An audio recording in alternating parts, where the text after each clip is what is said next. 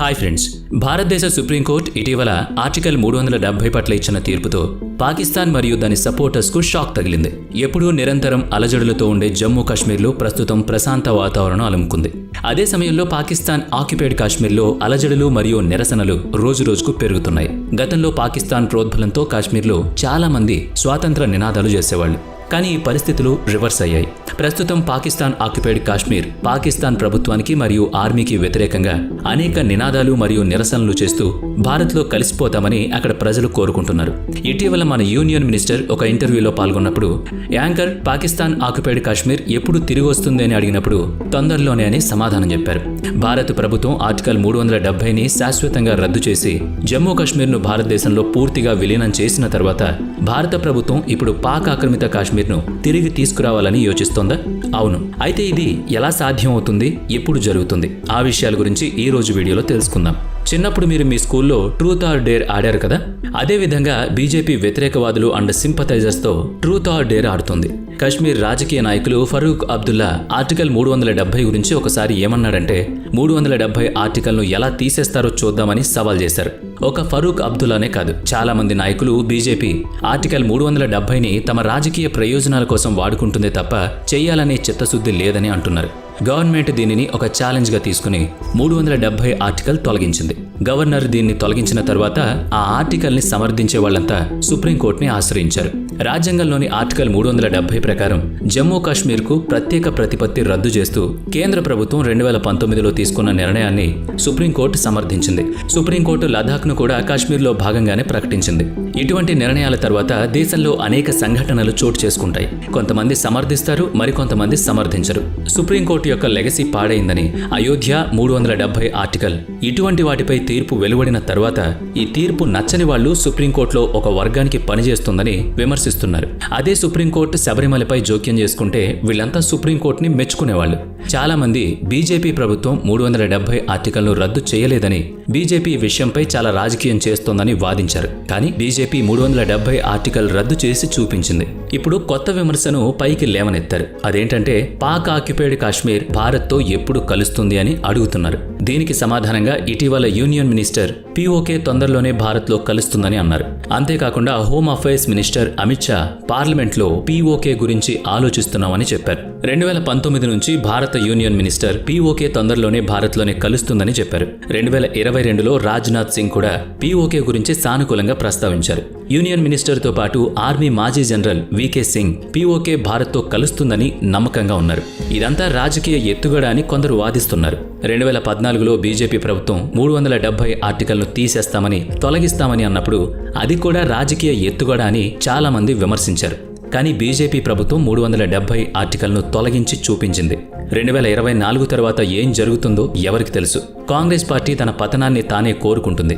ఎందుకంటే ముక్కలుగా మారిన దేశాన్ని ఒక్కటిగా మార్చాలని, శత్రువు మన దేశాన్ని ఆక్రమించుకుని మన దేశంలోనే ఉంటే వారిని అక్కడి నుంచి తరిమి కొట్టాలని, ఆ భూమిని మన దేశంలో కలుపుకోవాలనే నిర్ణయాన్ని 99% భారతీయులు సమర్థిస్తున్నారు. కానీ కాంగ్రెస్ పార్టీ దీన్ని విమర్శిస్తుంది. అంతేకాకుండా దీన్ని బ్లాస్ఫేమస్ అని పిలుస్తోంది. వీటన్నిటినీ పక్కన పెడితే పీఓకేను భారతదేశంలో ఏ విధంగా కలపొచ్చు, అసలు ఇది సాధ్యపడుతుందా అన్న విషయాలు తెలుసుకుందాం. ప్రస్తుతం పాకిస్తాన్ ఆక్యుపైడ్ కాశ్మీర్లో పరిస్థితులు చాలా మారాయి. వాళ్ళంతా ఒక్కతాటిపైకి వచ్చి పాకిస్తాన్ నుంచి విడిపోయి భారతదేశంలో కలవాలని రోడ్లపైకి వచ్చి నిరసనలు చేస్తున్నారు. రోజురోజుకు పాకిస్తాన్ వ్యతిరేక నినాదాలు పీఓకేలో పెరుగుతున్నాయి. చాలా మంది ప్రజలు బహిరంగంగానే కెమెరాల ముందు పాకిస్తాన్ గవర్నమెంట్ను విమర్శిస్తూ తమని భారత్లో కలపమని కోరుతున్నారు. గత కొన్ని రోజుల నుంచి పీఓకేలో యాంటీ పాకిస్తాన్ మొమెంటం చాలా పెరిగిపోయింది. పీఓకేలోని ప్రజలు పాకిస్తాన్ ప్రభుత్వం మరియు పాకిస్తాన్ ఆర్మీపై చాలా నిరాశతో ఉన్నారు. పీఓకేలోని లీడర్స్ యుఎన్ కౌన్సిల్ అండ్ అంతర్జాతీయ స్థాయిలో జరిగే ప్రతి కార్యక్రమంలో పాల్గొని పాకిస్తాన్ తమపై జరుపుతున్న అక్రమాల గురించి విమర్శిస్తున్నారు. వీళ్లు భారతదేశంలో కలవడానికి కూడా సిద్ధమయ్యారు. ఎందుకంటే ప్రస్తుతం జమ్మూ అండ్ కాశ్మీర్లో చాలా డెవలప్మెంట్ జరుగుతోంది. పీఓకేలోని ప్రజలు పాకిస్తాన్ పట్ల ఇంత వ్యతిరేకంగా ఎందుకున్నారు? మరి వాళ్ళు భారత్తో కలవడానికి కూడా ఎందుకు సిద్ధపడ్డారు? డెవలప్మెంట్ ఇన్ఫ్రాస్ట్రక్చర్కు నోచుకోలేదు.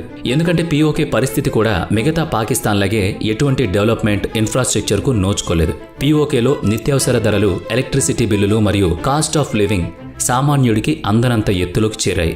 దీనివల్ల ప్రజలు రోడ్లపైకి వచ్చి నిరసనలు తెలియజేస్తున్నారు. పీఓకేలోని ఇంతటి దారుణమైన పరిస్థితులకు కారణం పాకిస్తాన్ ప్రభుత్వం మరియు ఆర్మీ అని ప్రముఖ కాశ్మీర్ యాక్టివిస్ట్ షబ్బీర్ చౌదరి పేర్కొన్నారు.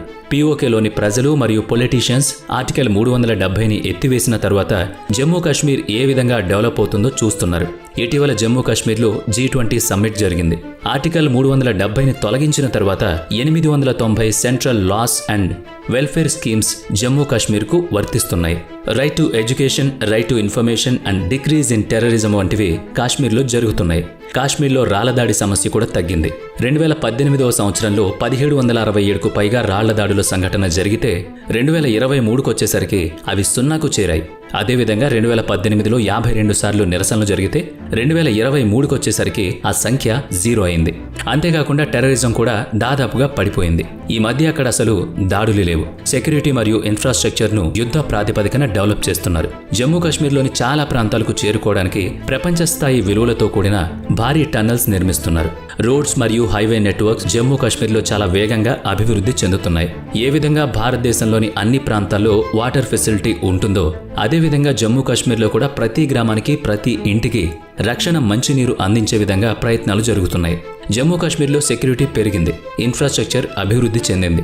జమ్మూ కాశ్మీర్ సహజ సిద్ధంగానే పర్యాటక ప్రాంతం. ప్రస్తుతం జమ్మూ కాశ్మీర్ యొక్క పర్యాటక రంగం చాలా వేగంగా అభివృద్ధి చెందుతోంది. 2022లో 1.62 crores పర్యాటకులు జమ్మూ కాశ్మీర్కి వచ్చారు.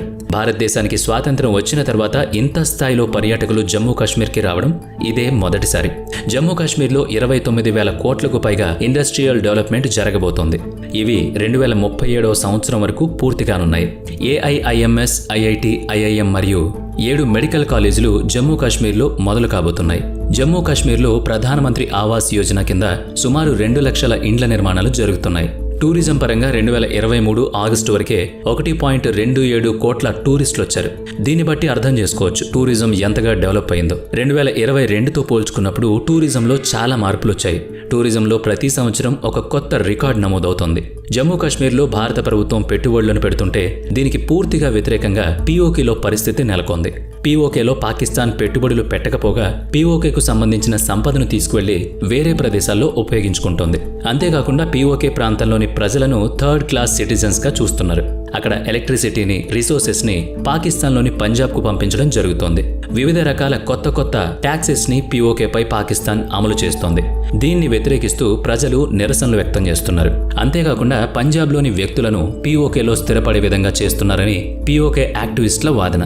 దీనివల్ల అక్కడ స్థానికులు చాలా నష్టపోతున్నారని, అంతేకాకుండా వాళ్ల గుర్తింపును కూడా కోల్పోతున్నారని వాళ్ళు చెబుతున్నారు. పీఓకేలోని స్థానిక భాషల స్థానంలో పంజాబీ మరియు ఉర్దూ భాషలను అమలుపరుస్తున్నారు.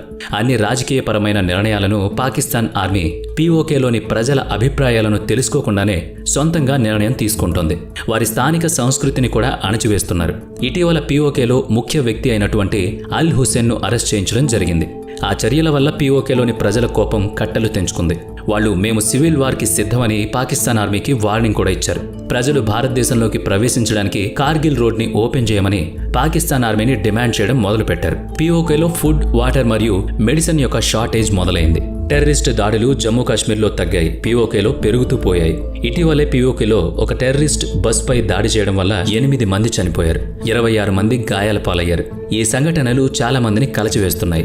ఒకవైపు జమ్మూ కాశ్మీర్పై దాడులు తగ్గాయి, భారతదేశంలో కలిసిపోయింది. అంతేకాకుండా జమ్మూ కాశ్మీర్లో పెట్టుబడులు మరియు ఇన్ఫ్రాస్ట్రక్చర్లు పెరుగుతున్నాయి. మరోవైపు అదే సమయంలో పీఓకేలో నియంత్రణ క్షీణించింది. అక్కడ ప్రజలంతా బహిరంగంగా నిరసనలు చేపడుతున్నారు. వీటికి తోడు లీడర్స్ కూడా ఇండియాతో కలవడానికి సంకేతాలు చూపిస్తున్నారు. వీటన్నిటికీ తోడు పాకిస్తాన్ యొక్క ఎకనామీ దారుణంగా పడిపోయింది. డబ్బులు సంపాదించడానికి వాళ్ళు ఆడపిల్లలను చైనా వంటి దేశాలకు అమ్ముకుంటున్నారు. ప్రస్తుత పరిస్థితి భారతదేశానికి అనుకూలంగా అభివృద్ధి చెందుతోంది. బహుశా భారత ప్రభుత్వం పాకిస్తాన్ మరింత బలహీనపడి పరిస్థితి మరింత దిగజారుతుందని ఊహించుండొచ్చు. అదే జరిగితే పీఓకేలోని ముఖ్య నేతలు భారతదేశంతో కలుస్తారని, ఇండియాను కోరుకోవచ్చని, అప్పుడు త్వరితగతిన మిలిటరీ మరియు రాజకీయ వ్యూహాలను ఏర్పరిచి పీఓకేను భారత్లో కలుపుకోవచ్చు. ఇది ఎలా జరుగుతుందో ప్రభుత్వానికి తప్ప ఎవరికీ ఖచ్చితంగా తెలియదు. కానీ భారతదేశంలోని ప్రముఖులు చేస్తున్న ప్రకటనలు, ఇస్తున్న విశ్వాసాన్ని తేలిగ్గా తీసుకోకూడదు. ఎందుకంటే గుర్తుంచుకోండి, ఆర్టికల్ 370ని కూడా అసాధారణ చర్యగా భావించారు. ఒకవేళ భారతదేశం పీఓకేపై చర్య తీసుకుంటే, భారతదేశం పీఓకేపై దాడి చేస్తే ఇంటర్నేషనల్ కమ్యూనికేషన్ ఏ విధంగా స్పందిస్తుంది మరియు భారతదేశంపై ఏ విధమైన ఒత్తిడి తీసుకొస్తుంది, అంతేకాకుండా భారతదేశంపై దాడి చేస్తుందా అనే ప్రశ్నలు తలెత్తుతున్నాయి. భారతదేశాన్ని ఒత్తిడి చేసే శక్తి ఎవరికీ లేదని, అవసరమైతే ఎవరిపైనైనా భారతదేశమే ఒత్తిడి చేయగలదని మోడీ ఎప్పుడూ చెప్పారు. మోదీ కంటే 2000 సంవత్సరాల ముందే ఒక గ్రీకు చరిత్రకారుడు మరియు తత్వవేత్త అయిన థ్యూడిస్ ఈ ప్రశ్నకు సమాధానమిచ్చాడు. అతను సీనియర్ చరిత్రకారుడు మరియు వార్ జనరల్. అతను ప్రాచీన గ్రీస్ యొక్క గొప్ప చరిత్రకారుల్లో ఒకడిగా పరిగణించబడతాడు. 431 నుంచి 401 బీసీలో ఎథెన్స్ అండ్ స్పార్టా మధ్య యుద్ధం చాలా విస్తృతంగా జరిగింది. అతను యుద్ధంలో పోరాడుతున్నప్పుడు అతడికి ఒక అవగాహన వచ్చింది. ఈ యుద్ధంలో పోరాడుతున్నప్పుడే the strong do what they can, the weak suffer what they must అని చెప్పాడు. ఇంటర్నేషనల్ రిలేషన్స్లో కొన్ని వేల సంవత్సరాలుగా ఈ నియమం నిజంగా ఉంది. అదేంటంటే, బలమున్నవాడు ఏదైనా చేయగలడు, బలహీనుడు బలవంతుడు చెప్పింది వినాలి. ఈ విషయాన్ని ప్రధానమంత్రి నరేంద్ర మోడీ కూడా అర్థం చేసుకుని భారతదేశాన్ని ఆర్థికంగా, సైనికంగా పటిష్టం చేయడం జరిగింది. భారతదేశం బలంగా మారినందున భారతదేశం మరియు భారత ప్రభుత్వం ప్రపంచంలో శక్తివంతమైన దేశాలు చేసే కొన్ని చర్యలను తీసుకుంది. దీనికి విరుద్ధంగా ఎవ్వరూ ఉండలేకపోయారు. ఉదాహరణకు 2016లో భారతదేశ ఆర్మీ పాకిస్తాన్లోకి ప్రవేశించి సర్జికల్ స్ట్రైక్ను విజయవంతంగా చేయగలిగింది. 2019లో పాకిస్తాన్లోని బాలాకోట్పై ఎయిర్ స్ట్రైక్ని చేసింది. అంతర్జాతీయ స్థాయి ఒత్తిడులకు లొంగకుండా మోడీ గవర్నమెంట్ తాను అనుకున్న నిర్ణయాన్ని చేసి చూపించింది. ఇవన్నీ చూస్తున్నప్పుడు, వీటన్నిటినీ పరిగణలోకి తీసుకున్నప్పుడు మోదీ ప్రభుత్వం పీఓకేను భారతదేశంలో కలిపి తీరుతుందని ఆశిద్దాం. మరి ఈ వీడియో మీకు నచ్చినట్లయితే లైక్ చేయండి, షేర్ చేయండి. ఇప్పటి వరకు మన ఛానల్ని సబ్స్క్రైబ్ చేసుకున్నట్లయితే ఇప్పుడే సబ్స్క్రైబ్ చేసుకుని పక్కనే ఉన్న బెల్ ఐకాన్పై క్లిక్ చేయండి. నెక్స్ట్ వీడియోలో మళ్ళీ కలుద్దాం. Thanks for watching.